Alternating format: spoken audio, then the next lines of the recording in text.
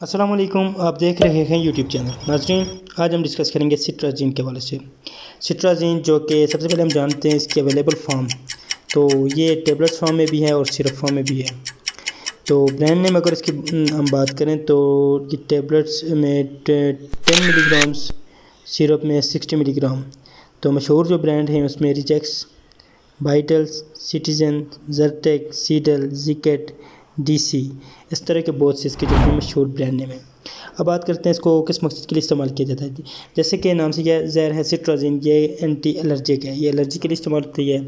تو کس ٹائپ کی الرجی میں آپ اس کو استعمال کر سکتے ہیں؟ تو اگر اس کی بات کریں تو this medicine is use to the management of پینیاٹین and seasonal rhinitis allergy urticaria, یعنی اگر آپ کی اسکن پہ انفیکشن ہو جائے، آپ کو الرجی ہو، آنکھوں سے پانی بہہ رہا ہو، اس کے بعد آپ کو ناک سے پانی آ رہا، تو اس طرح کی کچھ بھی الرجی ہو تو آپ اس کو استعمال کر سکتے ہیں۔